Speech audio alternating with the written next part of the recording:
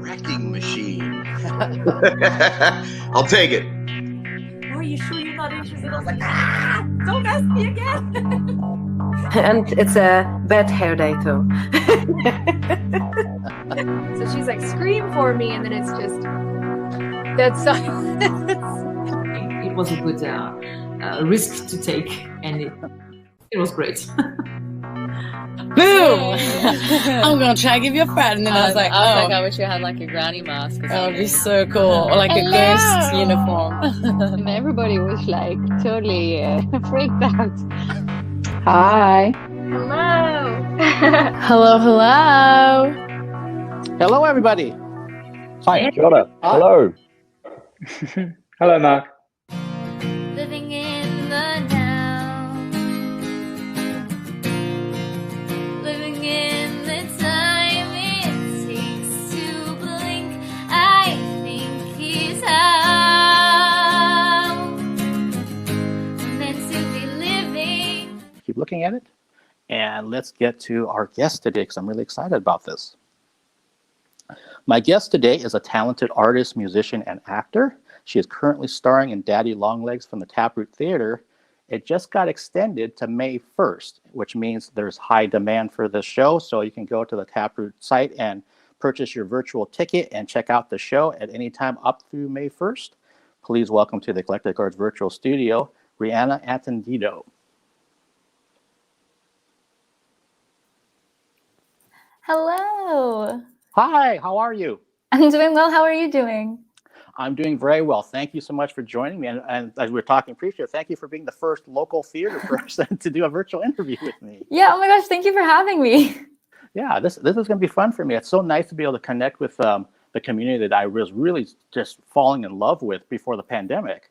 And so it's like, yeah, I get a chance to actually feel like I'm back a part of that world again. Yeah. Oh, so let's start with the current show, and then I want to talk about your music background and your theater background and everything else that you've been a part of. So we'll kind of go through the whole enchilada here. What was it like trying to, especially, doing things virtually and having to film your performance for Daddy Longlegs? What was that whole process and timeline like? Because it's got to be different than a typical show. Oh, yeah. The process was so fast. I found out maybe a month and a half before, barely a month before we started rehearsals. And usually for like theater, we have like 8-hour days, 6 days a week, and we're in the theater and we're in the space doing everything. For Daddy Longlegs, we had about 2 weeks of rehearsal. So that's 2 weeks on Zoom, 4 hours a night, just like trying to learn the music over Zoom, trying to block in our separate spaces. It was me and Christian Quinto, who was the other lead with me. We had to just makeshift our rooms and just walk around and pretend that we knew what was going on stage. And like the first time we even got to step on stage was the first day of filming, really. So it was a wild, quick, crazy process. And it was such a blessing to be able to be in that space with that team and to do that show. Wow, I didn't even picture the fact that you would be doing so much of this over Zoom and so much of it virtually before you actually got a chance to be in person and running through things. Yeah, and it's just like some of the scenes that they ended up using for the filming and like the actual show of it. It was like the very first time me and Christian got to do it on stage with each other. So it was very fresh, very new, very different from like usual theater where we have at least like the weeks prior to like be in the space, get used to the experience of being on stage. And it was very, very different. That would make me think of like if I was in a band and I was rehearsing on my own and then you just got thrown in front of 10,000 people for the first time on the stage and never actually played with each other. Yeah. Oh my gosh. Yeah, because as I was watching it and reviewing it, I kept thinking, yeah, what was the timeline like? Because it's got to be so different in terms of how they're trying to get this done and to get it done safely and following guidelines and all that. So when you actually got to do the performance in the Isaac studio to film, how many did you do? Like several performances of it, and they just kind of edited it all together, or you only did like 3, or what did you do? Yeah, so we had, I think 4 or 5 days of filming, and each day we had a section, like scenes 1 to 4 that we will film. And they had 3 cameras that were focused on different people. So like the first time we did it, it was focused on me. And because there was only 3 cameras and they wanted to get different angles, the next time around, we would do scenes 1 through 4 again and then film Christian's side. So actually what you're seeing is kind of an amalgamation of both like takes. But it was kind of fun watching it. Me and Christian watched it opening night together, and we were just like, oh, they actually used that entire take, like the very first take that we ever did. So it was just like, it was cool seeing those pieces fit together. That's fascinating to me, because some of the actors I've had a chance to talk to from like the film and television world have talked about the same things. Like they don't really know what's going to be used until the public actually sees it in many cases, and they're like, oh, they went with that take. Okay. Yeah, absolutely. And there were so many moments of that for us too, where we could even tell ourselves, we were just like, oh, that is the very first take that we ever did. Or it was just like, oh, they definitely went with the smarter choice and like the last take. So good for them. Oh my gosh. And so like you were saying, typically you have a longer period of time for prep and working in the space together with your fellow actors. How long did it take you to memorize your songs and your lines and everything else? I mean, we were going into filming and I was still cramming and memorizing. It was just because it's a 2-person show, it was just like to learn all that material in a shortened amount of time. It was difficult for me, at least. I'm such a kinetic learner, and I learned so much and absorbed so much, like being in the space and really being in real time. But I'm so grateful to Christian, where it was like, as soon as rehearsals would end and end at like 10 p.m., we were up till midnight, just on our phones, going over lines again and like talking through blocking and just doing whatever we can so that we felt as comfortable and as safe as we could once we got in person. And I don't know if you know the answer to this, but do you think they picked this particular production because it had 2 characters instead of like 12? Yeah, actually, I think I remember Karen talking about how this show has kind of been on the back of her mind for a while. She's wanted this for Taproot for a minute, and it kind of worked out perfectly, where it was just like, yeah, this show is 2 people who are, for the most of the show, are completely separated on 2 ends of the stage. That it was kind of just like the most perfect thing to do at this time. Okay. And when you mentioned though, so that you did 4 or 5, days of filming. So does that mean if you made a mistake, then you could just stop and go over again, versus when you do it live, then you just got to keep on figuring things out? Oh yeah, and there were definitely moments of that where, because it was so new for me and Christian still, that there were moments where we would stumble over a line, and usually in live theater we just got to keep going. And in that moment, it was just like, oh, I messed that up, I want to redo it, but we had to like give a little pause just for the camera so that they had a chance to like cut it or like edit if they needed to, and then going back again and like delivering that line again. Which is fun, and it was new to experience. I primarily do theater, so I was like, oh yeah, this is a whole new beast. Okay, yeah, no, in some ways that probably is kind of a nice thing to have. Like I said, oh, I screwed that. Okay, we can just start all over again. Yeah. And I know, again, having been a musician for a long time, that when you're on stage and you make a flub or your equipment fails you or whatever, you just got to figure something out. You just got to go with it. You can't just there and stop and just, not do anything. Mm-hmm. But at the same time, if you had a chance to be in the studio and then you make a mistake, well, just go back and do that part all over again. And say, okay, until we get it right. So it's kind of nice to have the best of both worlds, I would think. Yeah. When you can have it. So when you mentioned that you and Christian watched it when it premiered, what were your thoughts when you saw the whole thing from beginning to end?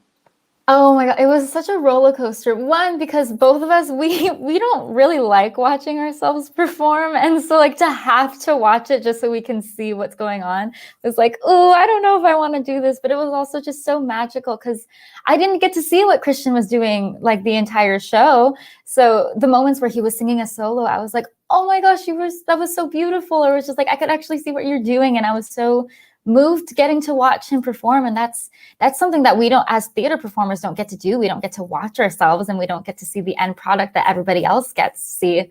So that was fun to experience that for the first time. That's very, very true. I never thought about that, because you're on stage, so you don't really know what everyone's seeing or how they're seeing all the different pieces as they're moving, because you're you're on your part and interacting with this part of the scene, and then you're off the stage or whatever else is going on, you know, road changes and all the other kind of stuff that's going on. I was just thinking back to, there's an interview I saw with a television actor, and he was talking about, I've never seen the show that I'm on. And they're saying, what are you talking about? Can't you just watch it like everybody else? I said, no, because I experienced by doing it. That's all I have in my head. I don't see it the way you see it. I remember, oh, it was really cold that morning. Or I remember, oh, we did that take 20 times. Or I remember all these other kind of things. And yeah, it's got to be a real different experience to be able to sit there and watch yourself from a theater side of things. Yeah. So what were your, just for yourself personally, what were your first impressions of your own performance when you saw it? I enjoyed it. I was just like, oh, I could tell that I was having fun, like especially for the short rehearsal process and everything that it was just like, I could see that I was having fun. And that's such a, like, I don't know, that was really exciting. And it was also definitely a moment of, as soon as it was done, I was just like, oh, I want to do this completely. Like, we never got to do scenes 1 through 18, just like completely. We never got to do the whole show as it was meant to be done. And so as soon as we were done watching it, I was just like, I looked at Christian, I was like, we need to do this. I want to do this again. I want to do it live, and I want to be in that space with people. Yeah, I had fun. It was cool.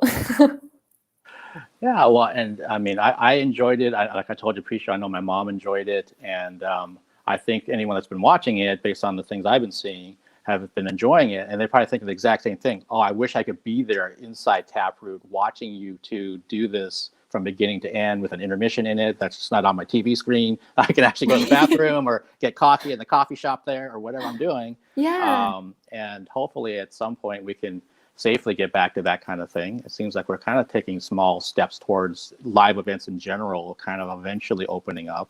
Yeah.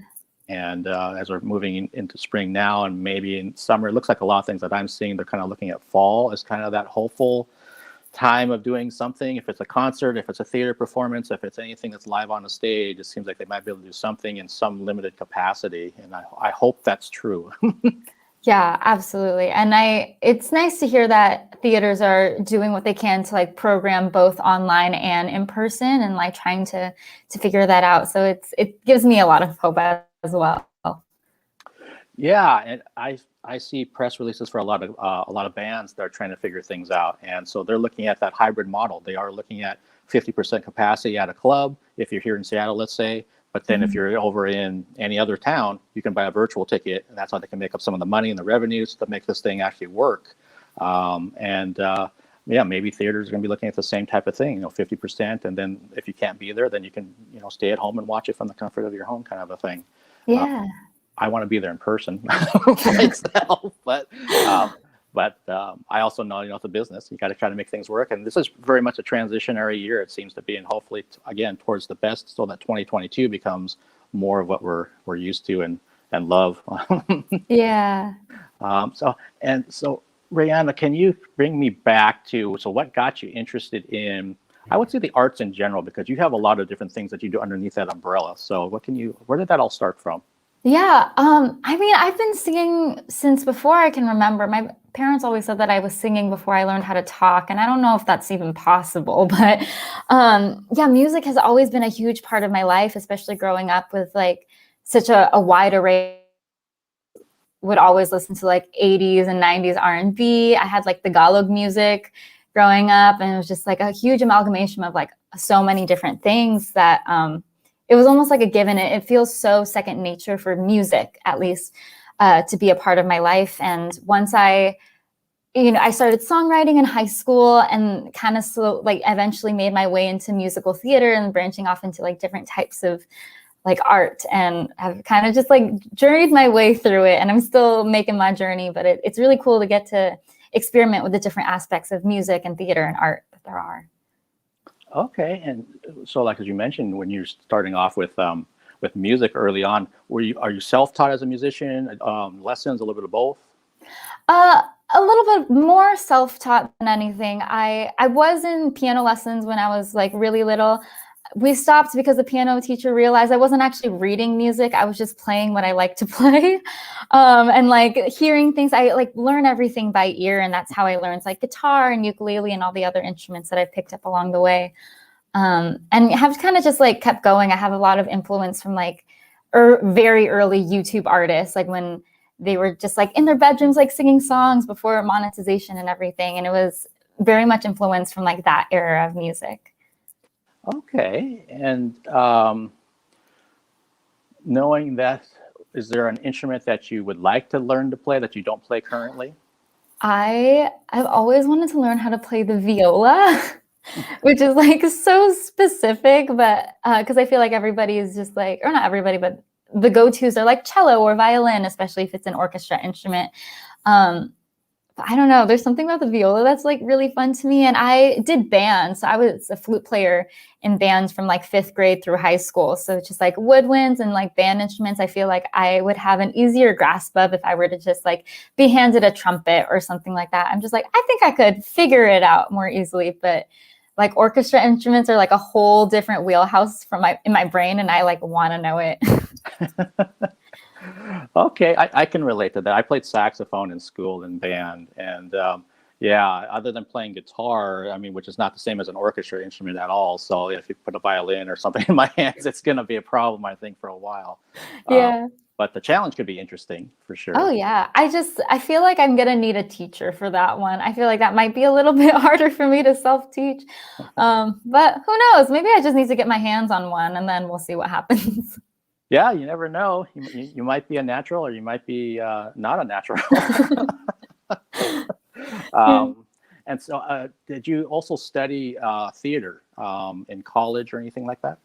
Yeah, I went to UW, and my first year at UW was also the very first year of the musical theater program.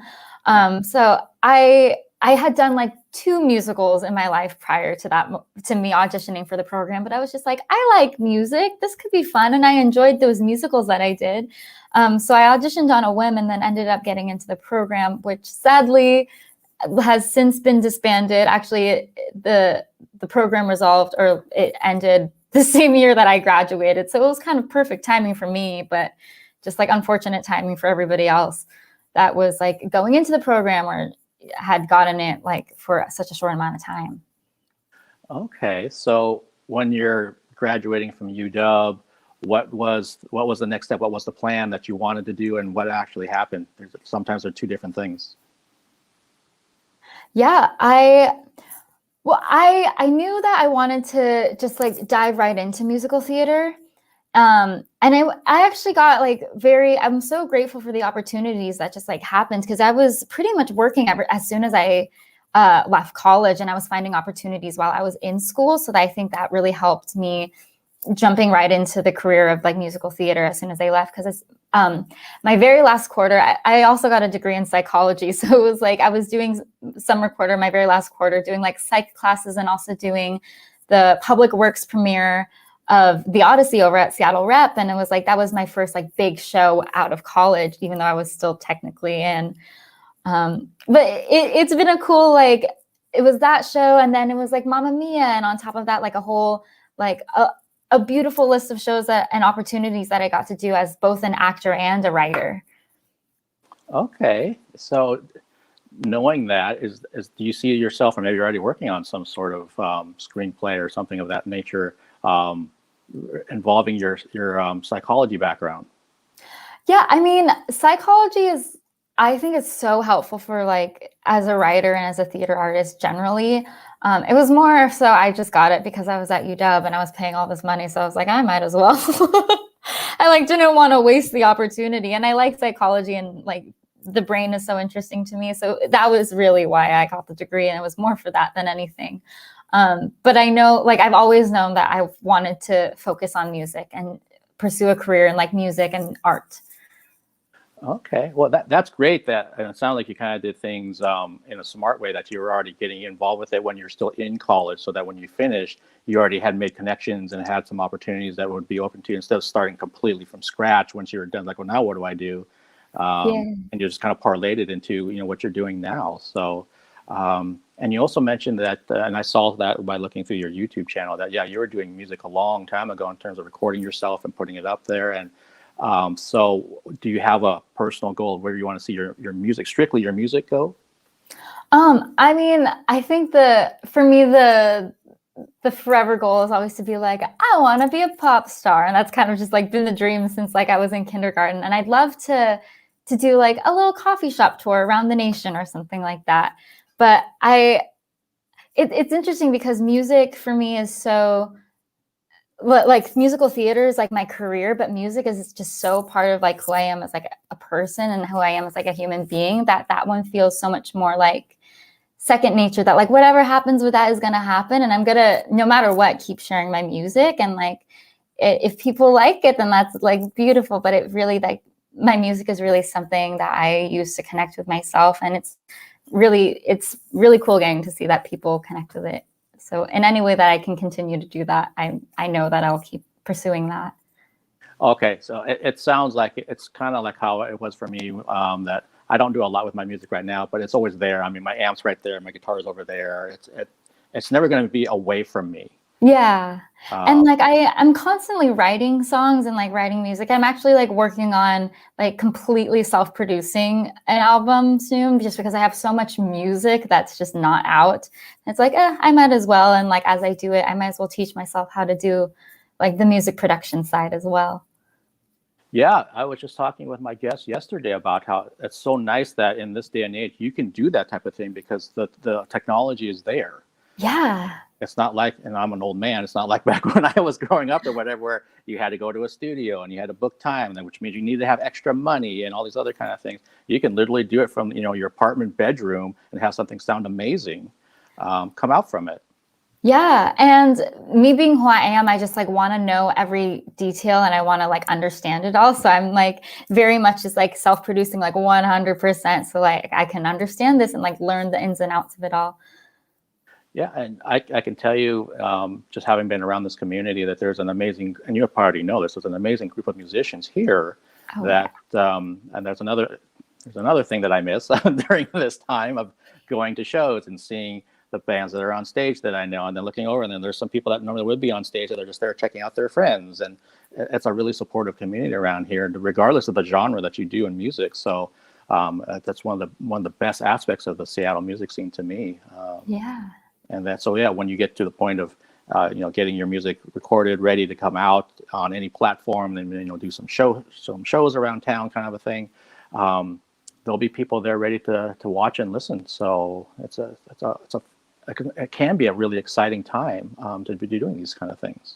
Oh, absolutely. And it's kind of like funny, and also like where pre-COVID I had made a list of like places that do open mics, and it was just like, I'm just gonna pop in. And then the pandemic happened and lockdown happened. So it was just like, oh, okay. But I still have that list. So hopeful that I will be able to return to that very soon. Yeah, me too. And I didn't even know this until I was, again, around some of the other local musicians, that a lot of them do the open mic route because they want to test out new songs. Yeah. Yeah. So they actually know, I'm going here. That's almost like, I don't know, not a job, but it's like an itinerary. They just like, no, I'm going to hit these places. And I'm like, I didn't realize, because I've done a couple open mics myself, but I was just doing it just for fun, basically. I had no higher agenda than that. And these guys are like, no, I've got 3 new songs. I want to make sure I get out there and try to polish them. And it's always good for me to play in front of people, which is true. But I had no idea that other people were looking at very more business-like. Yeah. And it's just like, I'm still trying to figure out how to reorient my brain and like throw in aspects of business into like music for myself. Yeah, it's that makes 2 of us when it comes to anything that I do. I do it because I love doing it. So it feels kind of weird when I have to start looking at that other aspect about dollars and cents and all that. And I'm still learning about it for sure. But it's I'm not going to lie, it's kind of nice when people pay you for something that you love doing. Oh yeah, and I think that's also why it's just like, it's so lovely to have found like a home in musical theater for me, where it's just like I can do like aspects of like all the things that I love. Right. Yeah, that's true. It's all there under the same roof, basically. One-stop shopping. Yeah. Yeah, exactly. Yeah, I keep thinking about how I think people, for the most part, during this last year have learned how much they love things, even if they didn't really know that they loved it. Maybe they're like a peripheral theater fan. Let's say they've only went to a couple shows in their lifetime, And then they got that itch to see something. It's like, well, you can't see anything right now, or if you can't go to a concert, or you can't go to a sporting event, or whatever it is. And so I think once we kind of get that green light, on like a 100% green light, you're going to see this massive flooding of people that normally were not going out to things, that are going to go check it out because they remember watching something virtually. Oh, they're going to be doing this on stage, or there's that actress that I saw. I want to go see this now. Yeah. And I think especially because it's been such a time of like reflection too, and like digging deeper and like understanding yourself, it's like, yeah, to get to see that flood of people and like experience theater and like live performance with everybody with that energy that'll be exciting. It will be. I know I've talked to some of the other media folks that I know. It's like, yeah, you're going to see a lot of people crying, a lot of hugging, a lot of all kinds of stuff, because all of this emotion that's been built up is going to start coming out once they finally can realize what they love to be around again. Yeah. And so, yeah, hopefully we get there soon. It's again, like I told you pre-show, it's crazy for me to think that, in another month and a couple of weeks, it'll be a year of me doing this. Yeah. And it's like, has it really been a year of, talking to my camera? and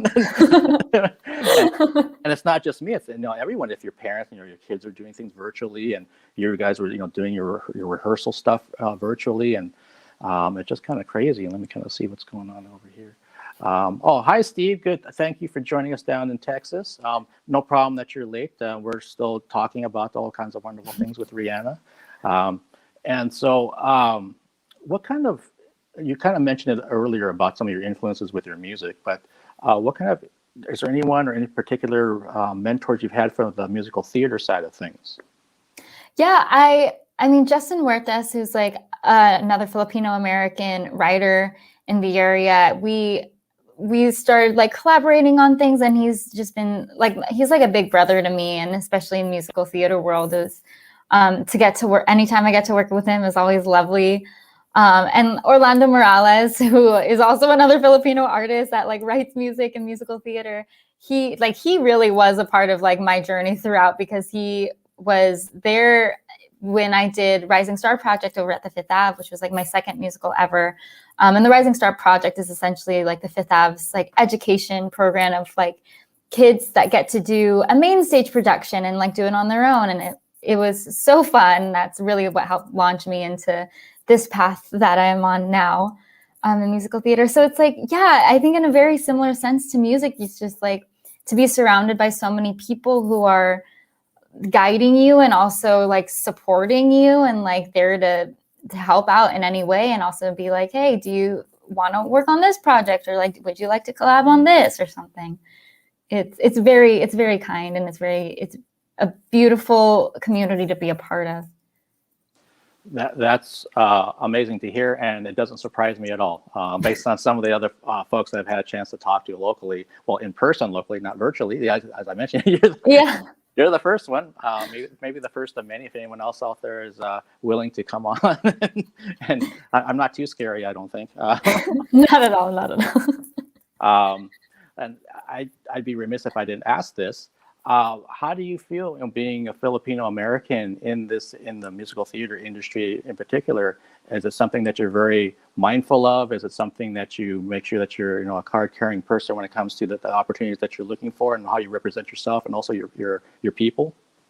Yeah, I mean, this is kind of like, this has been like the conversation ever since I got into musical theater and I started like really understanding the business side of everything, and like digging deeper into like the musicals, because I went through that period of time where I was just like, oh my gosh, I'm going to learn about every single musical. And after I did that, it was just like, there's not a single story that I feel 100% connected to.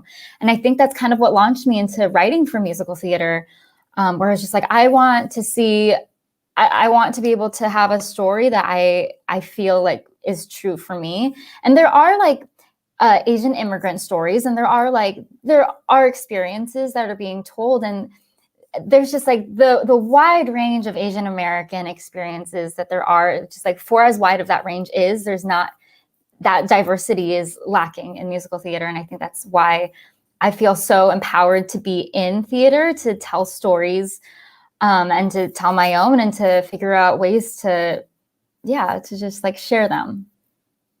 Oh, no, that's great. I mean, and I'm glad to hear that. And I think especially in the last year or so, I think it's been something that's been forefront for many different reasons, for many different groups of people, diverse populations and different ethnic backgrounds and everything else. And it's interesting to me that, again, the folks that I've met through doing these virtual interviews from all different disciplines, not just from a theater aspect or a music aspect, kind of have similar things. And if they weren't thinking about it, they're thinking about it now. And it might be something that I don't even personally agree with, but at least they're thinking about it, and that's a start.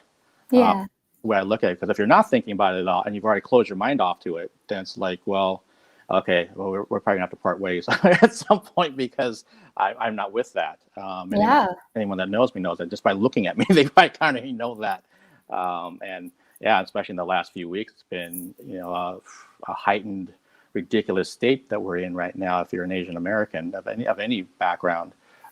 So it's great that in the artistic sense you are mindful of it and you're trying to tell those stories that hopefully new generations will resonate. And those, they could be an 8-year-old that said, oh, I saw this play and it looked like something that I can relate to because that's my story of how I grew up. And then they expand on it. And even in the sense of like when me and Christian talked about this when we were both cast in Daddy Longlegs, where it was just like, these are traditionally like white roles and that are now being played by 2 Filipino Americans. And to be able to tell like that story with our lens and to put in our perspective, and it was like really, it sparked such beautiful conversation and like really constructive conversation as well. And that's kind of the direction that I want to continue my art to go in. That's great. And I know you mentioned, that's one of the things that kind of prompted you to write for musical theater. So are you like working on something now for yourself, or is it just thing that you're working on in general, or? Yeah, I have a musical that I've kind of, my very first musical ever, which is an actor musician 3-person, because I'm an actor musician. I was just like, this feels like a good way to lead into me writing for musical theater. It was supposed to get its premiere at NX Theater this past August. And then of course with the shutdown and everything, it's been delayed and we're still trying to figure that out. But in the meantime, I've continued to write for local theaters. And I'm actually writing an opera right now with Seattle Opera. It's a part of their Creation Lab program, which is like, there's a set of like 9 or so teams that are creating brand new 20-minute operas. And I'm on a solo team writing one that incorporates Tagalog, which is like really exciting for me to be able to tell a story, and to write an opera in Tagalog is just like, I could not name a Filipino American or even Filipino opera. So I was just like, here we go. We're just gonna write one. That's amazing to hear, because again, I started covering the Seattle Opera back in 2019. So I'm very new to that area, and I was really starting to feel like I was starting to kind of get some traction. And then the pandemic hit, so then I'm like, I don't really know what I'm doing when it comes to opera, which I probably shouldn't be saying on a live stream, but especially since I have a new one to review this Saturday from them. But, I mean, if it makes you feel any better, I don't know anything about opera, and I'm working with them, so now we are both saying that on live stream. Well, there you go. At least we're being transparent. But it is amazing for you to be doing something like you're saying, because those things, especially if you talk about the classical operas, I mean, they go back hundreds of years, and so there's such a history there. And then you're starting to see more diversity and representation starting to come in, just in the productions themselves, let alone something from scratch that you're trying to create. That's great that they're giving you that platform to do that. Yeah, I'm really excited with how it's been going, and it's a program that like basically has been going for like 6 months now, so it's very new. That's great. So maybe it's too early to tell. Do you have any idea when that we'll actually see like performance time? I want to say tentatively June. I don't think any of us have our set dates. We were kind of doing it in tiers where like a couple teams will perform one weekend and then the next set of teams. And I'm like one of the very last teams. So I'm kind of just seeing what everybody else is. I know that there's like life right now with everything. It's up in the air, but the goal is to have like some sort of thing in June. Okay. So Now, are you strictly a writer of it, or are you performing in it too? I will not be performing in this one. I'm just writing for it.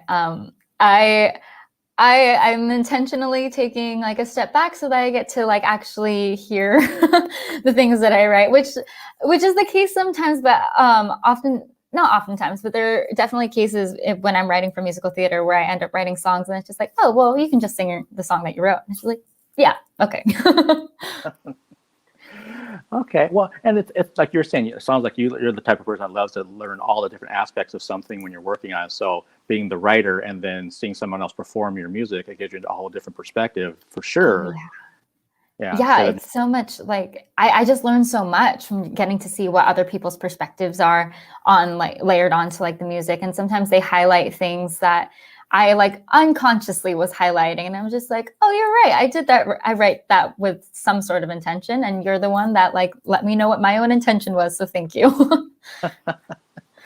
Yeah, and even on, in a small way for myself by doing these, sometimes I don't realize the effect it's having on other people that are watching. And so I've gotten, like Steve's been in here, and there's people from the Alice tour that have been a part of it. And prior to this, I didn't know who these people were, and they didn't know who I was, and vice versa. And it's been really great. It became this virtual community. Yeah.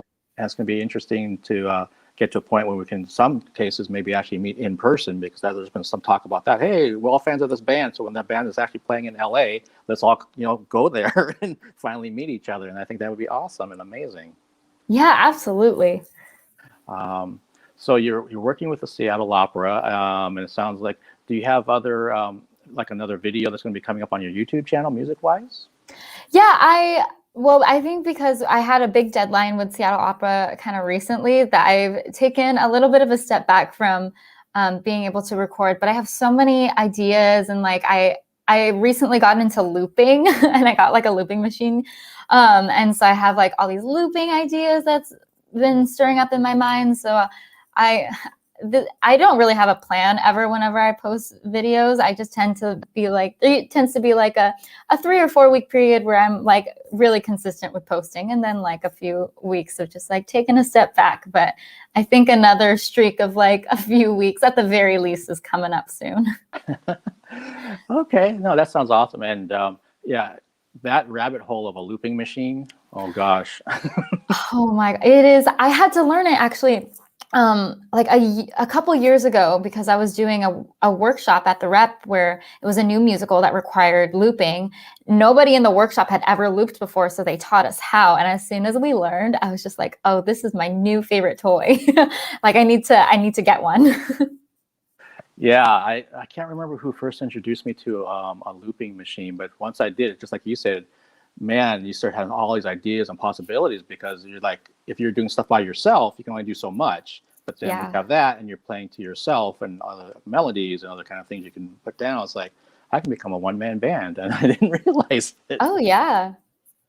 Oh my gosh, that's crazy. So, having done Daddy Longlegs and done it in a virtual setting, like you were saying, after you saw it, you wish that you could do this, beginning to end in front of an audience.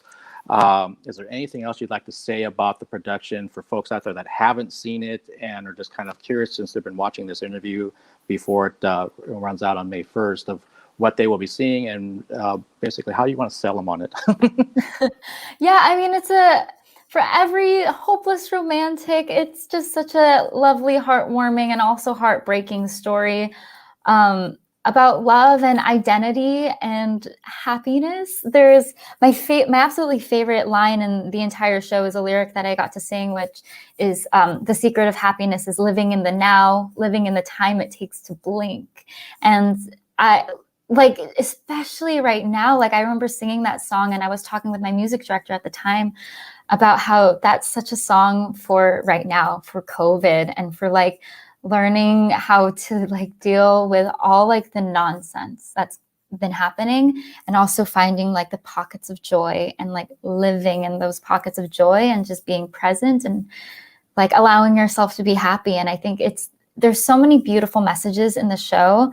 I think there's something of appeal for everybody who's looking for something to smile and possibly cry at. Yeah, very well said. I mean, I agree. And one thing that I loved about it too is that it's a full-blown production. It wasn't something where you just had a few props on stage and you're just kind of figuring out things on the cheap. It was like the full, amount of energy and time went into this.